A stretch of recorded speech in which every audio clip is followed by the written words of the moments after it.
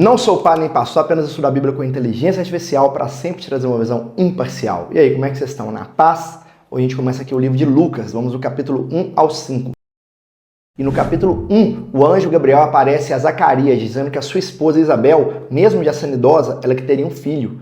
Esse filho seria chamado João, que prepararia o caminho para o Senhor. E prestem atenção, vocês viram que a gente acabou no vídeo anterior contando da morte de Jesus. Isso não é continuidade não, porque é o livro seguinte que é uma continuidade. Isso aqui, por exemplo, é antes de Jesus nascer. Está falando aqui de João Batista, que nasceu antes de Jesus. Acho que isso daí é uma visão que vocês já pegaram, que a Bíblia não é, os livros não estão organizados em ordem cronológica, não. Mas enfim, aí continuando aqui, Zacarias ali, tem esse aviso ali pelo anjo, ele duvida e fica mudo. Aí fala assim, Deus fala, ele manda ficar mudo até o dia do nascimento da criança. Ele fica mudo ali durante todo aquele período. E pouco tempo depois, esse mesmo anjo aparece a Maria, dizendo que ela também seria a mãe. E sairia dela Jesus, que seria concebido pelo Espírito Santo. Mesmo ela sendo virgem, ela teria esse filho. E ela aceita o chamado. E também diz que ela vai visitar Isabel, a prima dela, que foi avisada ali, a mulher de Zacarias, a Isabel fica cheia do Espírito Santo a hora que vê Maria e declara que Maria é bendita entre as mulheres. E ali é um momento de alegria. E aí João Batista nasce primeiro. Então, ele nasce, Zacarias volta a falar, confirma o nome dele para ser João, louva a Deus e profetiza sobre a vinda do Salvador. Então, João Batista nascendo de uma prima, Jesus de outra. E depois, capítulo 2, fala que Jesus nasce em Belém, durante o recenseamento ordenado por César Augusto. Meu nome, para você ver. Sem lugar na hospedaria, Maria o coloca numa manjedoura. E anjos aparecem a pastores nos campos dizendo, hoje nasceu o Salvador, que é Cristo, o Senhor. E os pastores vão depressa e encontram um menino envolto a panos. E depois, quando Jesus é apresentado no templo, Simeão, um homem que fala na Bíblia, o toma nos braços e diz, eu vi a salvação de Deus. E Ana, uma profetisa, também reconhece ele como Redentor, vai contando isso da Bíblia, conta também que mais tarde, quando ele tinha 12 anos, fala que ele viajou com os pais para Jerusalém, foi na festa da Páscoa, e ali meio que perderam-se dele, ficaram 3 dias procurando e o encontraram dentro do templo, ensinando aos mestres. Ele estava ouvindo, ensinando, fazendo perguntas com sabedoria, e Maria o questiona e ele responde, não sabiam que devo cuidar das coisas do meu pai?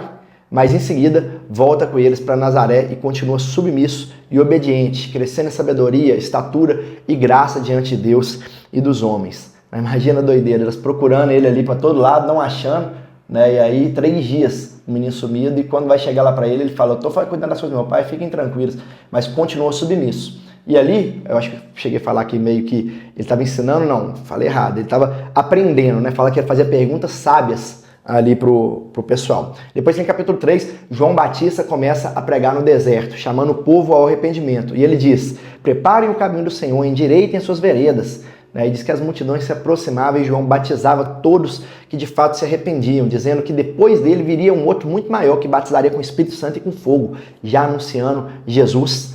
Vai contar ali também que Jesus foi batizado lá na frente com 30 anos, que o Espírito de Deus desceu sobre ele, e tudo isso vai sendo contado ali ao longo desses capítulos.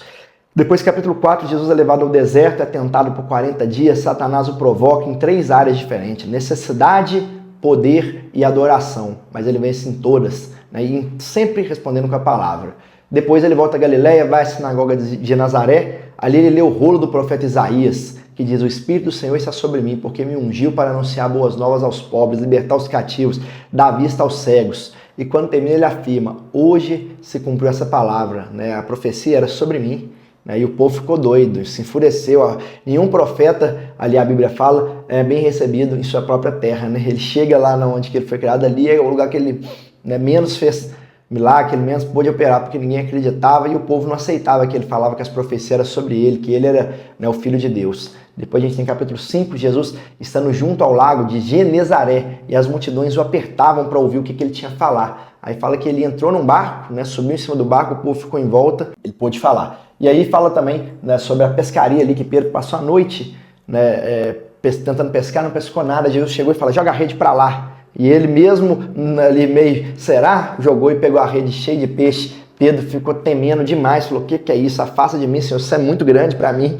Aí Jesus estava ali com ele, e vai contando sobre milagres que ele foi fazendo, curas, e aí no final ainda termina como mostrando ele indo jantar na casa de Levi, um cobrador de impostos, cobradores de impostos eram mal falados, muitos roubavam, e aí vai questionar Jesus, o que você vai fazer na cara desse cara? Pecador. Aí ele fala, eu não vim chamar justos, eu vim chamar pecadores ao arrependimento. Quem precisa de remédio é o doente. Jesus era demais, né? Duas visões pra gente guardar desses capítulos. Número 1, Deus age no tempo certo. Ele cumpre promessas antigas e prepara pessoas simples para grandes propósitos.